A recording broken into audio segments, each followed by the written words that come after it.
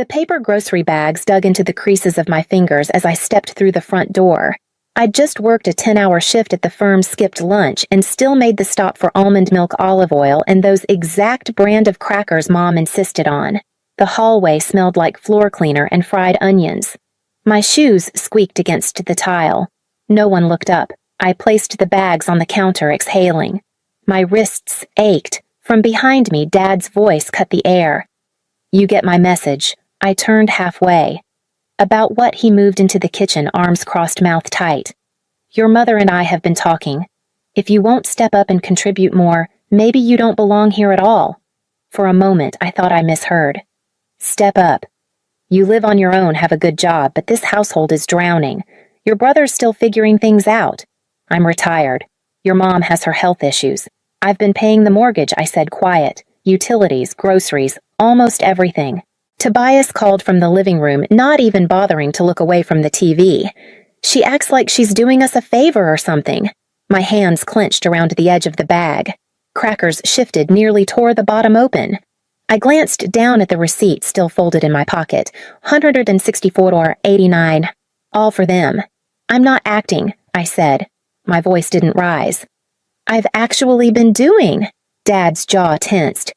"Don't get dramatic." Mom appeared at the doorway, arms crossed like a verdict. "We just want everyone to do their part. I've done more than my part. Then why does it still feel like you're holding back?" Something in my chest turned to stone. I let go of the bag. It slumped onto the counter with a quiet thud. "I just got off work," I said. "But fine. You want more? I'll give you something." They watched me like I might scream, might cry. I did neither. I walked to the door, pulled it open, and before stepping out, I said softly, "Then this house no longer has a daughter named Narina." I was raised to believe that being dependable was the same as being loved. If they could count on me, I mattered. If I came through, I belonged. It started small. I was 16 the first time I covered a utility bill. Mom had accidentally overdrawn the account again. I used part of my paycheck from the grocery store to keep the lights on. She kissed my forehead and said, "You're such a good girl. You'll always take care of us." That sentence became prophecy. By 25, I was covering the Wi-Fi, water, and most of the groceries without being asked. By 28, I was forwarding money for their car insurance, then quietly paying off Tobias's overdraft fees. He got a new phone every Christmas. I hadn't upgraded mine in 4 years. When Dad's prescriptions weren't covered one month, I drove across town on a lunch break to pick them up. No one reimbursed me. No one offered. "Family supports each other," Mom would say, then send a list of errands. I never asked for much. I wasn't the type to need gifts or praise. I just wanted to be seen, to be acknowledged as more than the one holding it all up. But it wasn't until I started keeping track that I realized how far things had gone. One night, a week before tax season, I opened my laptop and created a spreadsheet. I listed every transaction from the past 8 months. Utilities, groceries, car repairs, credit card minimums, co-signed loans. Even Tobias's therapy bills, which I hadn't known I was still paying. Each line had a date, a purpose, and a total. The number at the bottom was $18,426.17. I stared at it for a long time. Not because I expected them to pay it back, but because I needed to see it. Needed to confront the truth in black and white. They didn't see me as a daughter. They saw me as coverage. I printed the sheet, taped it above my desk in my one-bedroom apartment, and didn't tell anyone. It wasn't for them. It was for me. A quiet reminder that I was not overreacting. That it wasn't just a few things here and there. That I was not wrong to feel drained. That night, I made myself tea and looked around the room. The place was quiet, a little too quiet, but I knew I had to get used to it. Because silence, unlike obligation, doesn't demand repayment. The lease was short-term, the carpet was worn, and the walls were a shade of beige that no one could name, but the place was mine. I moved in with 2 suitcases, a coffee maker, and a bookshelf that took an hour to assemble by myself. No one offered to help, and for the first time, I didn't feel hurt by that. The absence felt like space. Space to breathe. Space to exist. The texts came every other day. Mom's were long and winding, laced with guilt. Dad's were abrupt. "Call your mother. Have you checked the mail? Tobias only texted when something broke, usually followed by a Venmo request. I didn't block any of them. I just turned off notifications. Let the silence stretch between us like a new language I was learning, one where I didn't have to translate exhaustion into kindness. My bank account pinged less now. No transfers, no rushed deposits to cover overdrafts I didn't cause. I started tracking my own spending again. Small things like herbal tea, a new shower curtain, groceries that didn't include anyone else's preferences. At night, I made myself dinner. Real meals. Nothing frozen, nothing rushed. I played soft music while I cooked. I didn't check my phone. I didn't have to wonder what would be waiting on the screen. Some nights I'd lie in bed just listening to the hum of the ceiling fan. My body, for the first time in years, didn't feel like it was bracing for something.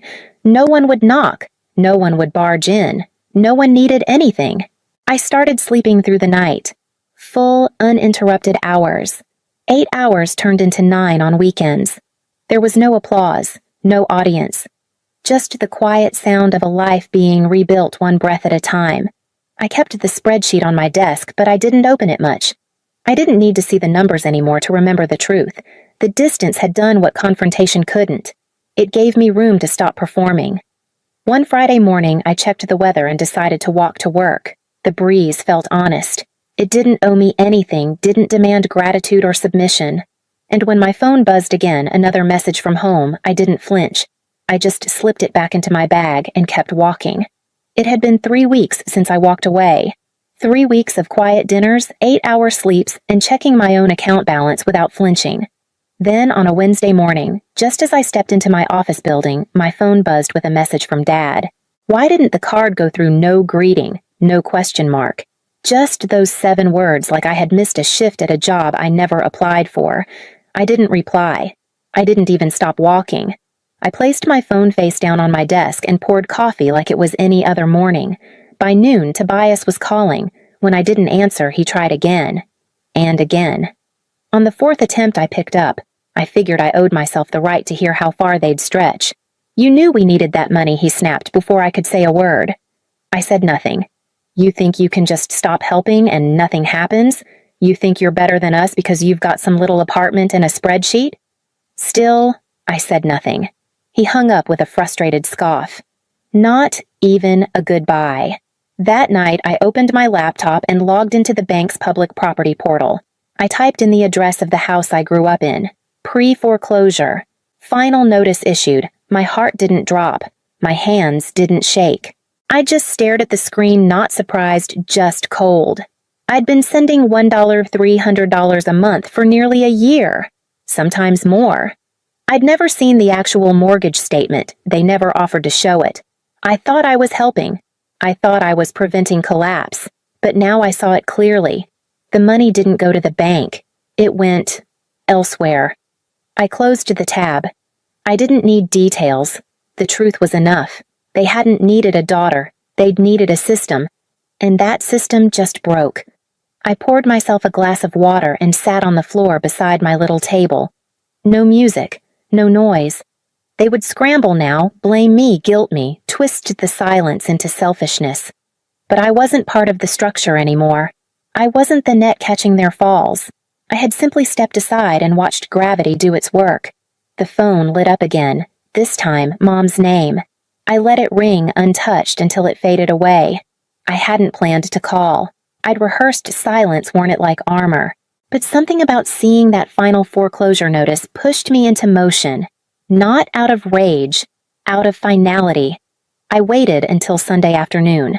They were always home then, Dad watching the game, Mom folding laundry with the TV on Tobias, pretending to look for jobs. I dialed the house phone. It rang twice.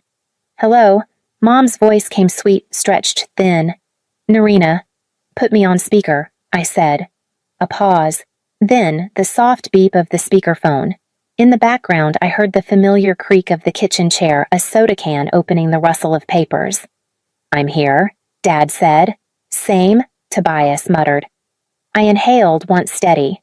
Where did the money go? Silence. What Mom asked, as if she hadn't heard. I sent over $300 every month for nearly a year. I checked the mortgage. It's in foreclosure. So I'm asking, where did the money go? Mom cleared her throat. Your father had dental work and then the water heater broke. Ethan's car needed repairs. And the cost of groceries, it's been overwhelming. Tobias cut in. You act like we went on vacation. Stuff came up. We were gonna sort it. Dad added. It's not like we meant to deceive you. Things just got ahead of us. I didn't yell. I didn't even sigh. You never showed me a bill, never asked if I could afford it, never offered repayment. You just assumed I would cover it. Quietly. Narina, Mom started. We're family. You shouldn't need a contract. I nodded to myself. That's the thing. I didn't have a contract. I didn't have my name on the deed. I didn't even have a place at the table unless I brought something to it. No one spoke. I've read the emails. I've heard the voicemails. You've called me cold, selfish, dramatic. But I'm none of those things. I was your daughter. You turned me into your donor. A long breath on the other end. Then, Dad's voice, low and brittle. You don't understand. Without you, we're losing everything. I looked out the window at the modest tree swaying in front of my apartment. No, I said quietly. You lost everything the moment you started seeing me as a balance sheet. I pressed end. Not out of hatred, not out of anger, just completion, the kind that doesn't need applause or permission. I placed the phone face down on the table and reached for the envelope I hadn't opened yet, the one with my name and their return address. The envelope was thinner than I expected. Inside was a final notice, words like delinquent default eviction proceedings printed in bold. My name was nowhere on the deed, but still the letter had found its way to me, like they had wanted me to see it, like they needed me to feel one last tremor of guilt. I folded it once, then again, and tore it in half. Not out of rage. There was no heat left, just a quiet understanding that this wasn't mine to carry. It never had been. I opened our old group chat. The thread stretched back years, photos of birthday cakes I paid for, receipts from grocery trips, passive-aggressive emojis, dry requests. I scrolled until my thumb hurt. Then I stopped. One line. I'm not your backup plan anymore. Goodbye. I sent it. I left the group, then I blocked them all. Mom, Dad, Tobias. The phone went still. Not silent, stillness is different. Silence waits. Stillness accepts. I closed the banking app I'd left open and opened another one just for me. I'd created it a few months back, unsure if I'd ever use it. It had no linked payees, no transfers out, just deposits. Small ones. Until today. I went to the corner boutique I always passed on the way to work, the kind of place I used to think was too indulgent. Inside, I tried on a pair of soft leather shoes. They fit. I paid in full. No discounts, no guilt. When I walked out, I didn't feel like someone escaping anything. I felt like someone returning to themselves. Later that evening, I made dinner just for one. I poured a glass of wine and lit a candle I'd been saving since last Christmas. The flame flickered steadily, as if it knew something final had settled. The spreadsheet still hung above my desk, but I no longer needed it to remind me. The boundary wasn't in the numbers, it was in the breath I now took without flinching. They would call it betrayal, abandonment, selfishness. Let them. I had given my time, my earnings, my energy until I was emptied. Now I had given one last thing, a clean goodbye, and the space it left behind was exactly the size of peace. As I curled up on the couch with the new shoes beside the door, I opened a new tab on my laptop, one I hadn't dared open in years, and started searching for flights. The dining table was small, but it held more than enough. A slow cooker of lentils, someone's famous spinach dip, slices of cornbread still warm in the foil. Laughter drifted in from the kitchen as Nora and Gerald argued over who made the best chili. My contribution sat modestly in the center lemon bars made from scratch. I hadn't hosted anything in years, not because I couldn't, but because it never occurred to me that people might show up without expecting anything more than a seat and a story. We sat cross-legged on the floor plates, balanced on paper napkins folded just enough to look thoughtful. It was warm. Not just the apartment, the feeling. Unforced. Simple. At one point, someone asked why I never talked about my family. It was casual, not prying. Just curiosity. I paused a beat, then smiled.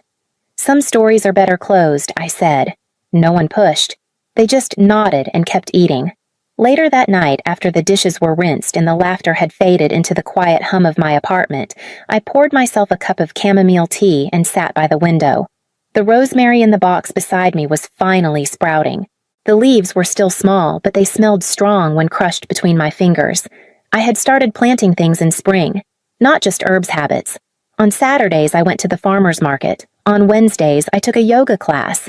Some mornings, I walked before work without checking my phone, and in the quiet moments between everything I wrote lists, books I wanted to read, places I wanted to go. Maine was at the top. I didn't know anyone there. That was the point. It felt like a place where silence would be scenic, not loaded. The money I once wired to save someone else's home was now quietly building a path towards something entirely mine. A solo trip, a new coat, a better mattress. Things that didn't require justification. I used to think home meant shared blood, shared walls, shared obligations. Now I knew better. Home was where I could breathe. It was in the rosemary on my windowsill, in the text from Nora asking for my lemon bar recipe, in the quiet hum of a ceiling fan that didn't come with tension or expectation. It was in the stillness after people leave and nothing feels broken. That night, I folded a clean sheet of paper and wrote the words, packing list, Maine at the top.